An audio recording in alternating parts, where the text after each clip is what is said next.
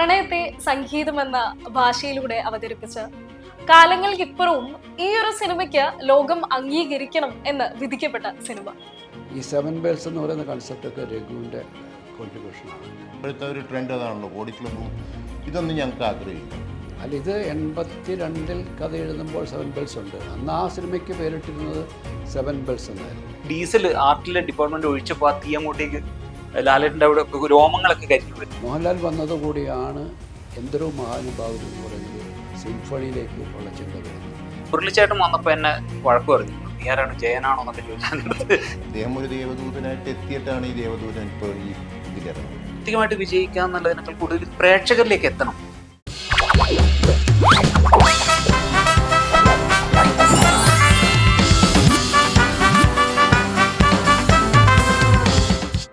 പ്രണയത്തെ സംഗീതമെന്ന ഭാഷയിലൂടെ അവതരിപ്പിച്ച കാലങ്ങൾക്കിപ്പുറവും ഈ ഒരു സിനിമയ്ക്ക് ലോകം അംഗീകരിക്കണം എന്ന് വിധിക്കപ്പെട്ട സിനിമ.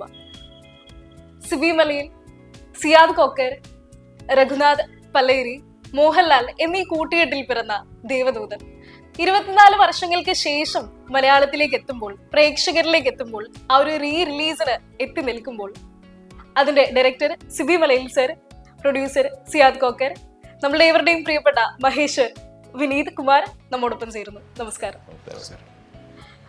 സർ. എനിക്ക് ആദ്യമായിട്ട് പറയാനുള്ളത്, ഈ ഒരു സിനിമയ്ക്ക് പ്രധാനമായും 4 തരത്തിലുള്ള ഓഡിയൻസ് ഉണ്ട് എന്നാണ് ഞാൻ വിശ്വസിക്കുന്നത്. 1, ഈ ഒരു സിനിമ കണ്ടിറങ്ങുന്നവര്. 2, കാണാത്തവര്. 3, ഈ ഒരു സിനിമ ഇനിയും കാണണം എന്ന ആഗ്രഹമുള്ളവരും. 4, ഈ ഒരു സിനിമയെ നെഞ്ചോട് ചേർത്ത് വെച്ചിരിക്കുന്ന പ്രേക്ഷകരും. 24 വർഷങ്ങൾക്ക് ശേഷം ഇത് ഒന്ന് റിലീസ് ചെയ്യണം എന്ന് തോന്നിപ്പിക്കാൻ സാറിനെ പ്രേരിപ്പിച്ചത് എന്താണ്? ഇത് പൊതുവെ ഈ സിനിമ 24 വർഷങ്ങൾക്ക് മുൻപ് തിയേറ്ററിൽ വന്ന സമയത്ത് ജനിച്ചിട്ടില്ലാത്ത, അല്ലെങ്കിൽ ആ പ്രായത്തിൽ സിനിമയെ കണ്ട് തിരിച്ചറിയില്ലാത്തൊരു പ്രായത്തിലുണ്ടായിരുന്നൊരു ജനറേഷൻ ഇന്ന് ഈ സിനിമയെക്കുറിച്ച് വലിയ രീതിയിൽ സോഷ്യൽ മീഡിയകളിൽ അവർ യൂട്യൂബിലൊക്കെ കണ്ട ഒരു അനുഭവം വെച്ചിട്ട് പങ്കുവയ്ക്കുന്ന കാര്യങ്ങളുണ്ട്. ഇത്രയും നല്ല ഒരു സിനിമ എന്തുകൊണ്ട് അക്കാലത്ത് വിജയിക്കാതെ പോയി, അല്ലെങ്കിൽ എന്തുകൊണ്ട് ഈ സിനിമ വേണ്ട വിധത്തിൽ ചർച്ച ചെയ്യപ്പെട്ടില്ല, ആസ്വദിക്കപ്പെട്ടില്ല എന്ന് പറയുന്ന ഒരു കൺസേൺ അവർ സോഷ്യൽ മീഡിയയിൽ പങ്കുവെക്കാറുണ്ട്. അവരാർക്കും ഇതൊരു തിയേറ്റർ എക്സ്പീരിയൻസ് കൊടുത്ത സിനിമയല്ല. അതുകൊണ്ട് തന്നെ അങ്ങനെ ഒരു തിയേറ്റർ എക്സ്പീരിയൻസ് ആഗ്രഹിക്കുന്ന ഒരുപാട് ചർച്ചകൾ നമ്മൾ ശ്രദ്ധിക്കുന്നുണ്ട് സോഷ്യൽ മീഡിയയിൽ നടക്കുന്നത്. അങ്ങനെ ഒരു ചർച്ചകൾ നടക്കുന്നു എന്നുള്ള ബോധ്യം വന്നപ്പോഴാണ് ഇതിനെക്കുറിച്ചുള്ള ആദ്യത്തെ ഇങ്ങനെയൊക്കെ ഒന്ന് ചെയ്താലോ എന്ന് ആലോചിച്ചത്. പക്ഷേ അതിൻ്റെ ഗൗരവപൂർണ്ണമായിട്ടുള്ള ഒരു മൂമെൻറ്റിലേക്ക് പോയത് പിന്നീട് സിയാദ് കോക്കറിൻ്റെ മകൾ ഷർമീൻ അവളുടെ നേതൃത്വത്തിലൊരു പുതിയ ഗ്രൂപ്പ് ഓഫ് ചെറുപ്പക്കാർ ഇതിൻ്റെ പുറകെ ഇറങ്ങി തിരിഞ്ഞപ്പോഴാണ്.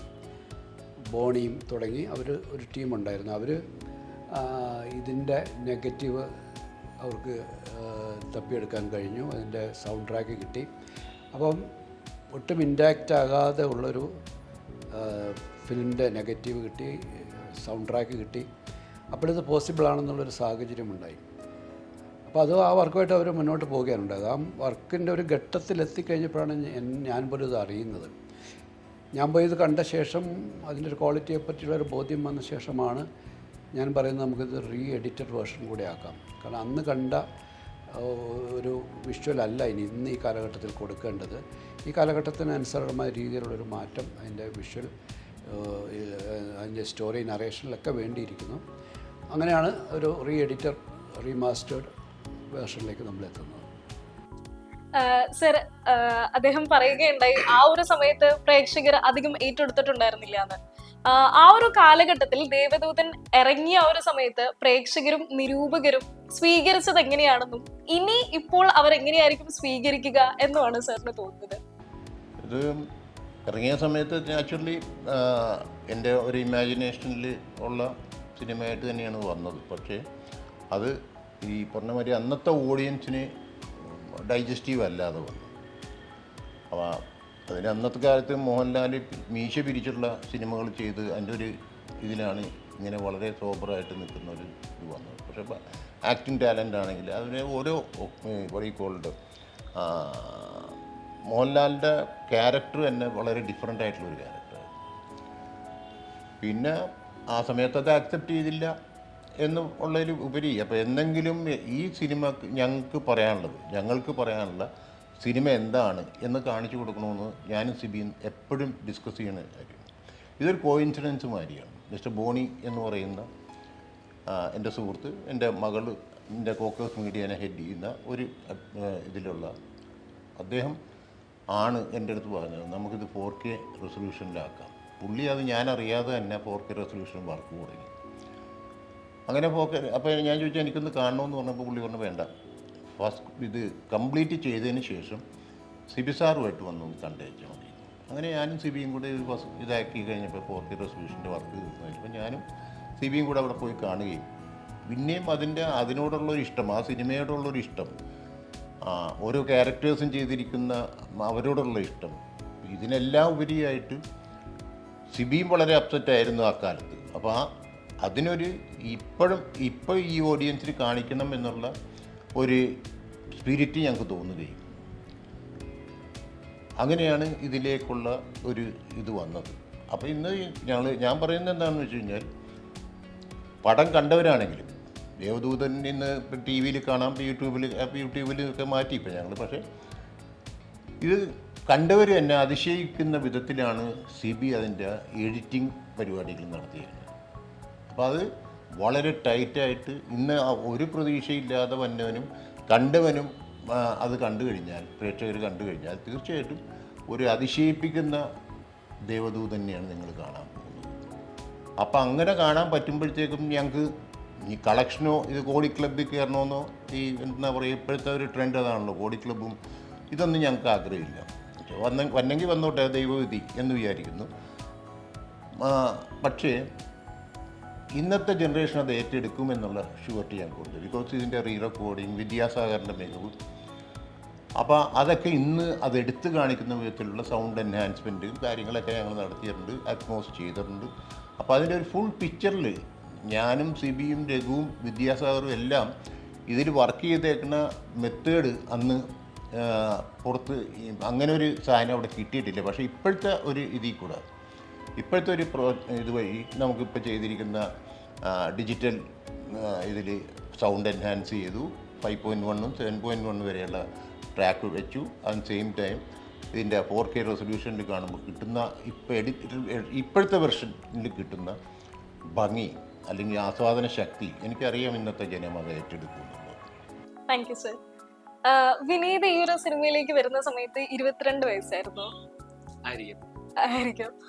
ആ ഒരു സമയത്ത് അന്ധനായിട്ട് ഈ ഒരു വേഷം അഭിനയിക്കുക എന്നുള്ളത് കുറച്ച് ചലഞ്ചിങ് ആയിട്ട് തോന്നിയിട്ടുണ്ടായിരുന്നു. എങ്ങനെയായിരുന്നു ആ ഒരു കഥാപാത്രത്തെ കൈകാര്യം ചെയ്തിട്ടുണ്ടായിരുന്നത്? ഞാൻ ആ സിനിമ ദേവദൂതൻ എന്ന് പറയുന്ന സിനിമ എത്തുന്നതിന് മുമ്പ് ഞാൻ ആദ്യമായിട്ട് എൻ്റെ മുഖം സ്ക്രീനിൽ കാണുന്ന മുദ്ര എന്ന് പറയുന്ന പടമാണ്, സിംസാറിൻ്റെ പടമായിരുന്നു.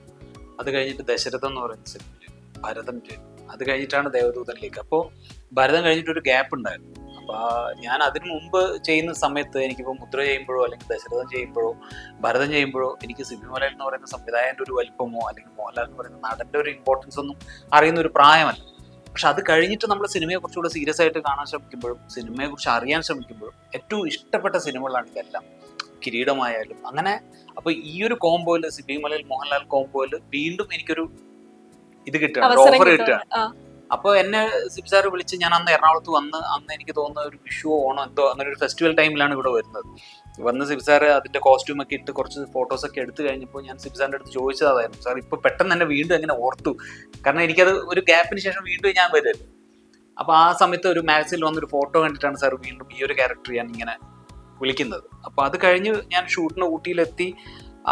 അവിടെ ഫസ്റ്റ് ഷോട്ട് എടുക്കുമ്പോഴാണ് എൻ്റെ അടുത്ത്, അത് എടുക്കുന്നതിന് തൊട്ട് മുമ്പാണ് സിബി സാർ ഈ ക്യാരക്ടറിനെ കുറിച്ചിട്ടും എന്താണ് ആ സിനിമ എന്നും എനിക്ക് പറഞ്ഞു തരുന്നത്. അപ്പോഴാണ് ഞാൻ അറിയുന്നത് ഒരു ബ്ലൈൻഡ് ക്യാരക്ടറാണ് ചെയ്യാൻ പോകുന്നത്. അതിനൊരു പ്രീ പ്ലാനിങ്ങോ ഒന്നും ഉണ്ടായിരുന്നില്ല. സിബി സാറാണ് അത് മോൾഡ് ചെയ്തത്. കാരണം എങ്ങനെയാണ് ആ നിഖിൽ മഹേശ്വർ ഉണ്ടാവേണ്ടത്, അയാളുടെ രൂപവും നടത്തവും നോട്ടവും എല്ലാം സിബി സാർ പ്ലാൻ ചെയ്ത് മോൾഡ് ചെയ്തനുസരിച്ചിട്ട് ഞാൻ പെർഫോം ചെയ്യാൻ മാത്രമാണ് അവിടെ ചെയ്തിട്ടുള്ളത്. അപ്പോൾ അതെനിക്ക് ഭയങ്കര രസമുള്ളൊരു എക്സ്പീരിയൻസ് ആയിരുന്നു. തീർച്ചയായിട്ടും അത് കാണുന്ന ആൾക്കാർക്കും നല്ലൊരു ദൃശ്യവിരുന്ന് തന്നെയായിരുന്നു. ഇപ്പോഴത്തെ പല ആൾക്കാരും ബ്ലൈൻഡ് ആയിട്ട് അഭിനയിക്കുക എന്ന് പറയുമ്പോൾ പല ആൾക്കാരും പല തരത്തിലുള്ള ഹോംവർക്ക് ആ ഒരു സമയത്ത് ചെയ്യുമായിരുന്നു. ഇതൊരു ഡയറക്ടർ ബ്രില്യൻസിലൂടെ തന്നെ അദ്ദേഹം പറഞ്ഞതിനെ ഒപ്പിയെടുക്കുക എന്ന് പറയുമ്പോൾ അല്ല, അത് ക്യാരക്ടർ ആക്ച്വലി ഇപ്പൊ പെർഫോം ചെയ്യുന്ന സമയത്ത് എനിക്ക് ആദ്യത്തെ ഷോട്ട് എടുക്കുമ്പോൾ എനിക്ക് അറിയില്ലായിരുന്നു മഹേശ്വറിനെ കുറിച്ചിട്ട് അത്ര ഡീറ്റെയിൽ ആയിട്ട് എഴുതപ്പെട്ടിട്ടുണ്ടെന്നുള്ളത്. അയാളുടെ നോട്ടം എങ്ങനെയാണെന്നും അയാൾ തല ഉയർത്തിയിട്ടാണ് നടക്കുക എന്നുള്ളത് ഇതൊക്കെ പിന്നീട് സിനിമ കാണുമ്പോഴാണ് ഞാൻ അറിഞ്ഞത് ഇങ്ങനെയുള്ള ഒരു ഡീറ്റെയിലിംഗ് ഉണ്ട്. പക്ഷെ സിബിസാറിന്റെ മനസ്സിൽ അത് കൃത്യമായിട്ടുള്ള ഒരു രൂപമുണ്ട്. മഹേശ്വർ ഇങ്ങനെയായിരിക്കണം നടക്കേണ്ടത്, ഇങ്ങനെയായിരിക്കണം നോക്കേണ്ടത്.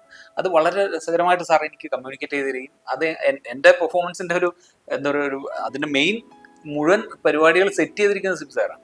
സാറാണ്. സാറിനെ രഘുനാഥ് സാറ് ഈ ഒരു സ്ക്രിപ്റ്റായിട്ട് അപ്രോച്ച് ചെയ്തിരുന്ന സമയത്ത് ഈ ഒരു സ്ക്രിപ്റ്റിലെ റൊമാൻസ് എലമെന്റ് ആണോ അല്ലെങ്കിൽ ആ ഒരു ഹൊറർ എലമെന്റ് ആണോ സാറിനെ ഇത് ചെയ്യണം എന്ന് പറഞ്ഞ് പ്രേരിപ്പിച്ചിട്ടുണ്ടായിരുന്നത്? ആക്ച്വലി രഘു ഈ സ്ക്രിപ്റ്റുമായിട്ട് എന്നെ അപ്രോച്ച് ചെയ്യുകയല്ല ചെയ്തത്. ഈ ഒരു കഥ രൂപപ്പെട്ടപ്പോൾ രഘുവിനെ ഞാൻ വിളിച്ചു വരുത്തിയാണ് ചെയ്തത്. ഇത് 82 42 വർഷങ്ങൾക്ക് മുമ്പത്തെ എൻ്റെ ആദ്യത്തെ സിനിമയായിട്ട് അതിനായിട്ട് കണ്ടെത്തിയ കഥയാണിത്. രഘു അത് എഴുതാൻ വന്നപ്പോൾ ഈ കഥ നറേറ്റ് ചെയ്ത് കൊടുത്തു. അതിൻ്റെ ഒരു ബേസിക് തോട്ട് മാത്രമായിരുന്നു, ഒരു സ്കെൽറ്റണും അതുമായിട്ട് ബന്ധപ്പെട്ട ഒരു എലമെൻറ്റ് മാത്രമേ ഉണ്ടായിരുന്നുള്ളൂ. അവിടെ നിന്നാണ് ഞങ്ങളൊരു സ്ക്രിപ്റ്റ് ഒരുമിച്ചിരുന്ന് വർക്ക് ചെയ്യുക. കാരണം ആദ്യത്തെ സിനിമയുടെ കഥ അതിൻ്റെ സ്ക്രിപ്റ്റ് എഴുതുമ്പോൾ അതിൻ്റെ കൂടെ തന്നെ ഞാൻ ഇരുന്ന് ഒരുമിച്ചാണ് അതിൻ്റെ രഘു എഴുതുമ്പോൾ ഓരോ സീൻ എഴുതി കഴിയുമ്പോൾ ഞാനത് വായിച്ച് പോവുകയായിരുന്നു. പക്ഷേ അന്ന് ആ സിനിമ സംഭവിച്ചില്ല.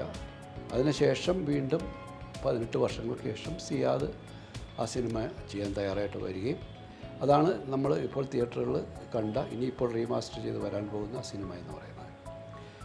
അപ്പോൾ അത് ഒരു എഴുത്തുകാരൻ എന്ന് പറയുന്ന ഒരു കോൺട്രിബ്യൂഷൻ, രഘുവിൻ്റെ ഭാഗത്തുനിന്ന് അതിഗംഭീരമായ കോൺട്രിബ്യൂഷൻ, നമ്മൾ കൊടുത്ത ഒരു ചെറിയ തോട്ടിൽ നിന്നും രഘു അതിഗംഭീരമായ ഒരു സ്ക്രീൻ പ്ലേ ഉണ്ടാക്കി, ഒരു കഥയുണ്ടാക്കി, ഒരു സ്ക്രീൻ പ്ലേ ഉണ്ടാക്കിയെടുത്തു. ഈ 7 ബെൽസ് എന്ന് പറയുന്ന കൺസെപ്റ്റൊക്കെ രഘുവിൻ്റെ കോൺട്രിബ്യൂഷനാണ്. ഇതിനൊരു മ്യൂസിക്കൽ സിനിമയാക്കി അല്ലെങ്കിൽ മ്യൂസിക്കൽ ഒരു ഇമ്പോർട്ടൻസ് ഉള്ള ഒരു കഥാപരിസരം ഇതിനുണ്ടാക്കിയെടുത്തത് രഘുവാണ്. ആക്ച്വലി ഞാനത് ചോദിക്കാൻ വരുമായിരുന്നു, എങ്ങാനും വിദ്യാസാഗർ സാറിന്റെ ഒരു കോൺട്രിബ്യൂഷൻ ആയിരുന്നു അത്? അല്ല, ഇത് 82 കഥ എഴുതുമ്പോൾ 7 ബെൽസ് ഉണ്ട്. അന്ന് ആ സിനിമയ്ക്ക് പേരിട്ടിരുന്നത് 7 ബെൽസ് എന്നായിരുന്നു. അന്ന് ആ സിനിമയിലെ നായകൻ ഒരു 7 വയസ്സുള്ള കുട്ടിയായിരുന്നു. ആ കുട്ടിയിലൂടെയാണ് ഈ മെസ്സേജ് പാസ് ചെയ്തിരുന്നത്. പിന്നീട് 82 ശേഷം 18 വർഷങ്ങൾക്ക് ശേഷം 2000 എത്തുമ്പോൾ ആ കഥയിൽ ഞങ്ങൾ കാര്യമായൊരു മാറ്റം വരുത്തിയത് ഇതൊരു ക്യാമ്പസ് സ്റ്റോറിയാക്കി മാറ്റി. ക്യാമ്പസിൽ പഠിക്കുന്ന 2 ചെറുപ്പക്കാരുടെ ഇടയിലേക്ക് പ്രണയം വരികയും പ്രണയം അവരിലേക്ക് പ്രണയം ഇൻജക്റ്റ് ചെയ്യുകയും എന്നിട്ട് അവരെ ഈ ഒരു മെസ്സേജ് പാസ് ചെയ്യാനായിട്ട് ഉപയോഗിക്കുകയും ചെയ്യുന്നൊരു ഘട്ടമായ ഒരു രീതിയിലാണ് ആ സ്ക്രിപ്റ്റ് റീവർക്ക് ചെയ്തത്. അത് കഴിഞ്ഞ് മോഹൻലാലിൻ്റെയിലേക്ക് എത്തുമ്പോഴേക്കാണ് ആ രണ്ടാമത്തെ വേർഷൻ എഴുതുമ്പോൾ ആണ് വിദ്യാസാഗറിനെ അതിലേക്ക് നമ്മൾ കൊണ്ടുവരുന്നത്. അതിൻ്റെ ആ സെക്കൻഡ് വേർഷൻ്റെ ഫസ്റ്റ് റൈറ്റിങ് കഴിഞ്ഞ് വിദ്യാസാഗറിനെ നമ്മളിവിടെ വിളിച്ചു വരുത്തി. അദ്ദേഹം അത് കേട്ടു. അദ്ദേഹത്തിൻ്റെ അതിനെക്കുറിച്ചുള്ള റെസ്പോൺസ്, ഇൻപുട്സ് എല്ലാം നമ്മൾ മനസ്സിലാക്കിയിട്ടാണ് അതിൻ്റെ ആ വേർഷൻ്റെ രണ്ടാമത്തെ ഒരു റൈറ്റിങ്ങിലേക്ക് പോകുന്നത്. അത് കംപ്ലീറ്റ് ചെയ്ത് കഴിയുമ്പോഴത്തേക്ക് മോഹൻലാൽ ഇതിലേക്ക് എൻ്ററായി. മോഹൻലാലിലേക്ക് എൻ്ററായതോടുകൂടി വീണ്ടും മാറ്റങ്ങൾ വരുത്തി ആ സ്ക്രിപ്റ്റിന്. മോഹൻലാലിനെ കൂടെ ഇൻക്ലൂഡ് ചെയ്യാൻ പറ്റുന്ന മാറ്റങ്ങൾ വരുത്തി. മോഹൻലാൽ വന്നതുകൂടിയാണ് എന്തൊരു മഹാനുഭാവനും എന്ന് പറയുന്നൊരു മ്യൂസിക് ഒരു സിംഫണിയിലേക്ക് ഉള്ള ചിന്ത വരുന്നത്. അപ്പോൾ ഇത് ഇവോൾവ് ചെയ്ത് വരുന്നതാണ്. ആദ്യത്തെ തോട്ടിൽ നിന്ന് ഇവോൾവ് ചെയ്ത് വന്ന് ഈ 42ാമത്തെ വർഷം ഇപ്പോൾ നമ്മൾ കാണാൻ പോകുന്ന വർഷം മറ്റൊരു ഇവോൾവ്മെൻറ്റിലൂടെ കടന്നു പോവുകയാണ്. അത് അതിൻ്റെ ടെക്നിക്കൽ ഏരിയയിലുണ്ടാകുന്ന ഇവോൾവ്മെൻറ്റാണ്.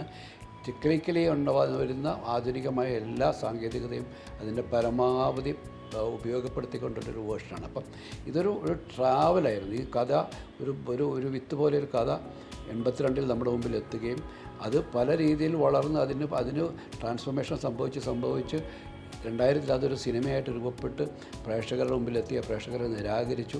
പിന്നീട് അന്ന് അന്ന് സിനിമ കണ്ടിട്ടില്ലാത്തൊരു തലമുറ അതിനെ ആഘോഷിച്ച് ചർച്ച ചെയ്ത് ഇന്ന് ഏറ്റവും പുതിയ സാങ്കേതികമായ മികവോടുകൂടി ആ സിനിമ അതിൻ്റെ ഏറ്റവും ഫൈനൽ വേർഷൻ തിയേറ്ററിലേക്ക് എത്തുകയാണ്. ഇതായിരുന്നു തിയേറ്ററുകളിലേക്ക് എത്തേണ്ടിയിരുന്ന സിനിമയെന്ന് ഇത് കാണുന്ന ഓരോ പ്രേക്ഷകർക്കും ബോധ്യപ്പെടും. അവരാസ്വദിക്കും. അവർ ഈ സിനിമയുടെ ഒരു ട്രെയിലർ ലോഞ്ചിൻ്റെ ശേഷമുണ്ടാകുന്ന ഓഡിയൻസ് റെസ്പോൺസ് ഞങ്ങൾ പ്രതീക്ഷിച്ചതിനേക്കാളൊക്കെയോ എത്രയോ ഇരട്ടി വലുതാണ്. ഇത് കാണാനായിട്ട് കാത്തിരിക്കുന്ന ഇത്രമാത്രം ആൾക്കാരുണ്ടെന്ന് ഞങ്ങൾ പോലും തിരിച്ചറിയുന്നതാണ്. തീർച്ചയായിട്ടും സാർ പറഞ്ഞ പോലെ 7 വയസ്സുകാരൻ എന്ന് പറഞ്ഞല്ലോ, അതിൽ നിന്നാണ് പിന്നീട് മോഹൻലാലിലേക്ക് എത്തുന്നത് എന്ന്. ശരിക്കും ദേവദൂതൻ എന്ന സിനിമ കാണുന്ന ഒരു വ്യക്തിക്കും അതിലെ ഓരോ കഥാപാത്രങ്ങളുടെ കാസ്റ്റിങ്ങിനെ മാറ്റി ചിന്തിക്കാൻ നമുക്ക് പറ്റില്ല. മോഹൻലാലിന് പകരം വേറൊരു വ്യക്തി, അല്ലെങ്കിൽ മഹേശ്വറിന് പകരം വേറൊരു വ്യക്തി എന്നുള്ള രീതിയിൽ നമുക്ക് ചിന്തിക്കാൻ പറ്റില്ല. അപ്പോ എനിക്ക് സാറിനോട് ചോദിക്കാനുള്ളത്, സ്ക്രിപ്റ്റിന്റെയൊക്കെ ടൈമിലായിരുന്നോ, സ്ക്രിപ്റ്റ് എഴുതുന്ന സമയത്തെ ഇങ്ങനത്തെ ഒരു വ്യക്തി ആയിരിക്കണം എന്ന് മനസ്സിലുണ്ടായിരുന്നോ? ഈ ഒരു വ്യക്തി ആയിരിക്കണം ഈ ഒരു ക്യാരക്ടർ ചെയ്യേണ്ടത് എന്ന മൈൻഡിലുണ്ടായിരുന്നോ? അല്ലെങ്കിൽ കൂടെയാണോ ആൽബർട്ടോവിനെയും അല്ലെങ്കിൽ വിശാൽ കൃഷ്ണമൂർത്തിനെയും അലീനെയും മഹേശ്വറിലേക്കും ഒക്കെ ഞങ്ങളെ കൊണ്ടെത്തിച്ചത്? ഇതില് സിബി പറഞ്ഞെടുത്ത് തന്നെയാണ്. അതായത് സെക്കൻഡ് വെർഷനിലാണ് ഞാൻ ഇൻവോൾവ് ആവുന്നത്. ഞങ്ങളൊരു സമ്മറിൻ ബത്തലേമിന് ശേഷം സിബി ആയിട്ടുള്ള ഫ്രണ്ട്ഷിപ്പ് കൊണ്ട് ഞാൻ വീട്ടിലിരുന്ന് ഞങ്ങൾ സംസാരിച്ച് കഴിഞ്ഞപ്പം ഒരു സന്ദർഭവശാൽ വന്നു. അപ്പോഴാണ് പുള്ളി പറഞ്ഞത് ഞാനിങ്ങനെ ഒരു സബ്ജക്റ്റ് ചെയ്ത് വെച്ചിരുന്നു. സംഭവിക്കേണ്ട കാര്യം സംഭവിച്ചേ പറ്റുള്ളൂ എന്ന് പറയണ മാതിരി സിബി ഇത് പറയുകയും ആ സ്ക്രിപ്റ്റ് സിബി പറയുന്നു സിബി മദ്രാസിൽ ഫ്ലാറ്റിലാണ്. അപ്പോൾ ആ സിബി അവിടെ ഫ്ലാറ്റ് തപ്പി എൻ്റെ സ്ക്രിപ്റ്റ് കിട്ടും എന്ന് പറഞ്ഞു. നെക്സ്റ്റ് ഫ്ലൈറ്റിന് സിബിനെ ഇവിടെ നിന്ന് പറഞ്ഞു വിട്ടിട്ട് പുള്ളി അത് എടുത്തുകൊണ്ട് ഇവിടെ വന്നിട്ടാണ് നമ്മളത് വായിക്കുന്നത്.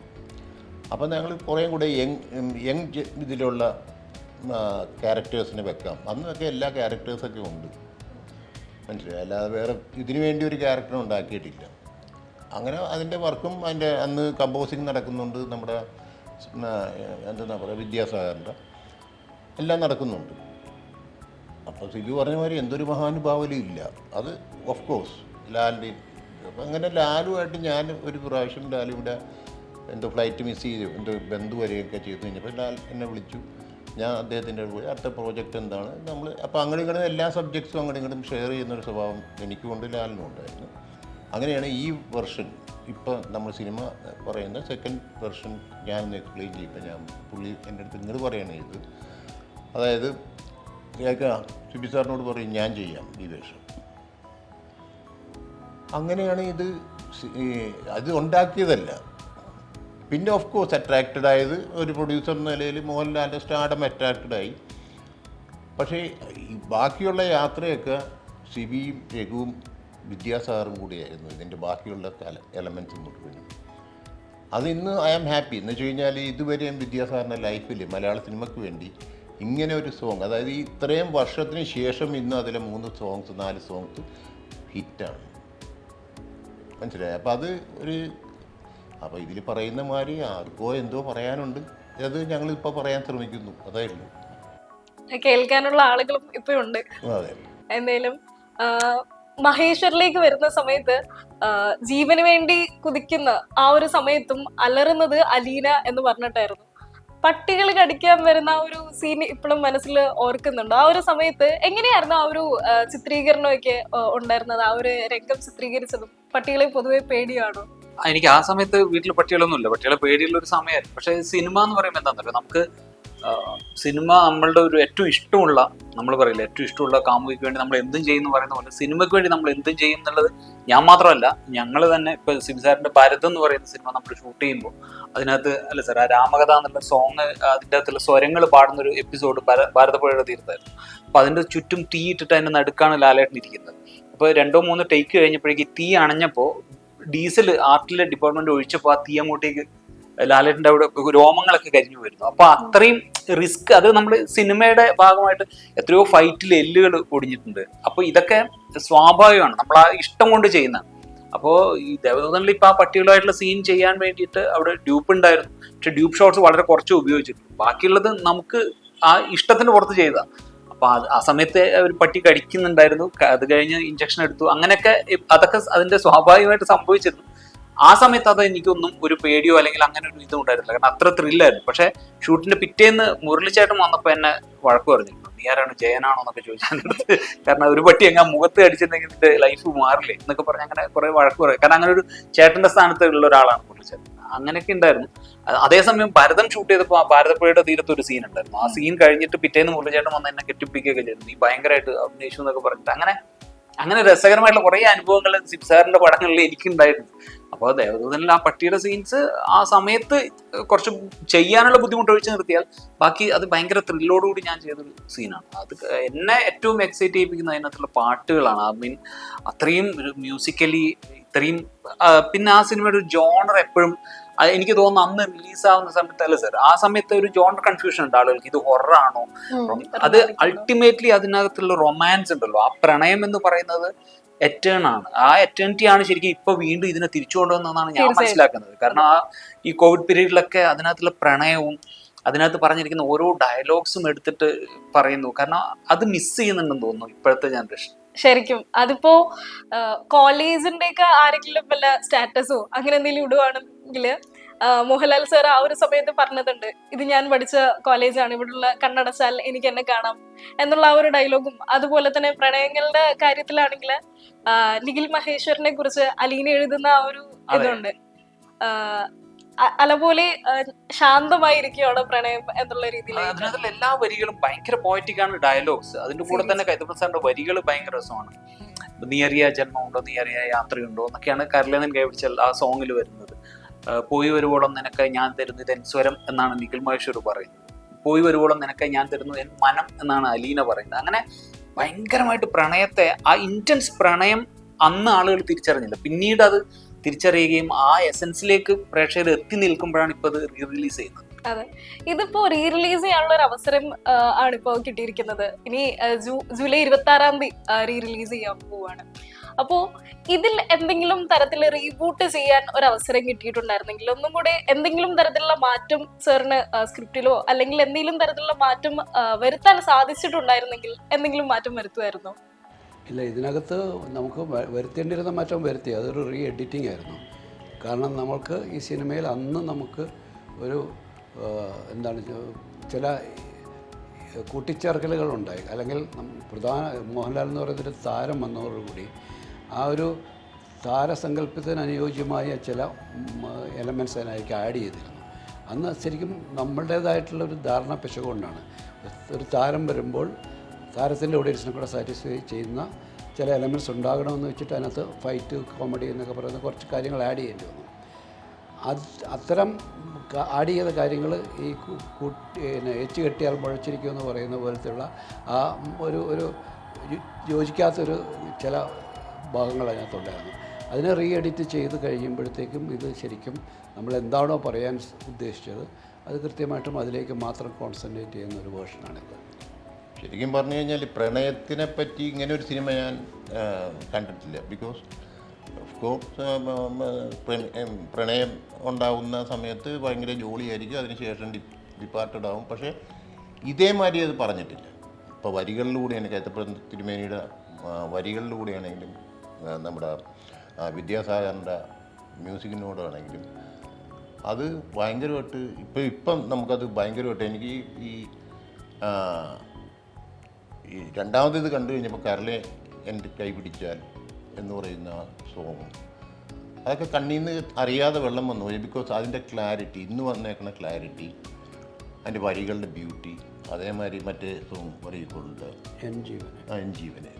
It's A fantastic song, fantastic വരികളാണ് ഇതിൻ്റെ. എനിക്ക് എൻ്റെ വർക്കിൽ ഇഷ്ടംമാതിരി റൈറ്റേഴ്സിൽ ഒരു സിസ്റ്റർ ഉണ്ടായിരുന്നു. പക്ഷേ വൺ ഓഫ് ദി ഫേവറേറ്റ് വരികൾ, സോങ് അത് ഡെഫിനറ്റായിട്ടും. പിന്നെ സിബി പറഞ്ഞ മാതിരി എന്തൊരു മഹാനുഭാവന ഉണ്ടാവണമെങ്കിൽ ലാല് വരണമായിരുന്നു. അതാണ് അതിൻ്റെ സത്യം. പിന്നെ ഈ ഇപ്പോഴത്തെ ഒരു ജനറേഷനിലെ കുട്ടികൾക്ക് ഇതുമായിട്ട് ഐഡൻറ്റിഫൈ ചെയ്യാൻ പറ്റുന്നു എന്നുള്ളത് വേണം. അവരുടെ അന്നത്തെ ഇത് പറയുന്ന പ്രണയം എന്ന് പറയുന്നത് വർഷങ്ങൾക്ക് മുമ്പ് സംഭവിക്കുന്ന പ്രണയമാണ്.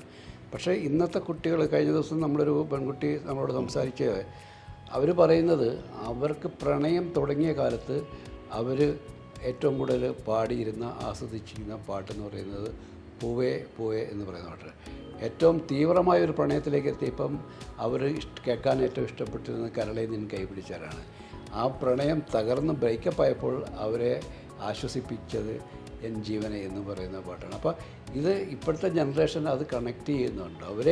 അവരെയും ഇത് ഒരു വിധത്തിൽ എങ്ങനെയെങ്കിലും അതുമായിട്ട് കണക്റ്റഡ് ആകുന്നൊരു എലമെൻറ്റ്സ് ഇപ്പോഴും അന്ന് എഴുതിയെങ്കിൽ പോലും ഇപ്പോഴും ഇറ്റ് ഈസ് സ്റ്റിൽ റിലവൻ്റ് എന്ന് പറയുന്നൊരു ഒരു കാര്യം കൂടെ ഈ സിനിമയ്ക്കുണ്ട്. ശരിക്കും ആ ഒരു 3 തലങ്ങൾ, പ്രണയത്തിന്റെ ആദ്യ സ്റ്റേജ്, നടുക്കുള്ളത്, അവസാനം അത് പോകുമ്പോൾ ഉള്ളത്, ആ ഒരു 3 തലങ്ങളിലായിട്ടുള്ള ഒരു പാട്ട് ഈ പാട്ടിൽ തന്നെ ഇപ്പൊ പറയുമ്പോഴാണ് ഞാൻ നോട്ടീസ് ചെയ്തത്. അതായത് ഇപ്പോ കരളിൽ നിന്ന് കൈപിടിച്ചാൽ ഉള്ള വരിയാണ് നീ അറിയ യാത്രയുണ്ടോ നീ അറിയ ജന്മമുണ്ടോ എന്നുള്ളത്.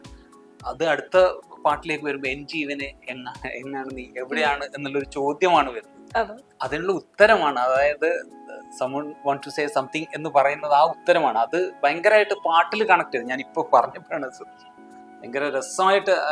ഞാൻ നേരത്തെ പറഞ്ഞ പോലെ ഡയലോഗ്സും പാട്ടിലുള്ള ലിറിക്സും അതിന്റെ മ്യൂസിക്കും അങ്ങനെ ഒരു ഭയങ്കരമായിട്ടുള്ളൊരു വിഷ്വൽ കോമ്പിനേഷനും കൂടെ വന്നതോടുകൂടി ആ സിനിമയ്ക്ക് ഒരു കാലത്തിൻ്റെതല്ല. ഇപ്പൊ ഇന്നിറങ്ങുമ്പോഴും എനിക്ക് മനസ്സിലായ ഒരു കാര്യം, ഞാൻ ശ്രദ്ധിച്ചൊരു കാര്യം അതാണ്, ആ സിനിമയിലുള്ള കോസ്റ്റ്യൂംസ് ആയാലും അതിന്റെ വിഷ്വൽ ആയാലും അതിന്റെ മ്യൂസിക്കിനായാലും ഒരിക്കലും അതിനൊരു പെർട്ടിക്കുലർ ടൈമിലല്ല. ചില സിനിമകളെ അങ്ങനെ സംഭവിക്കും, നമുക്ക് ഏത് കാലത്തും അത് ഉപയോഗിക്കാം.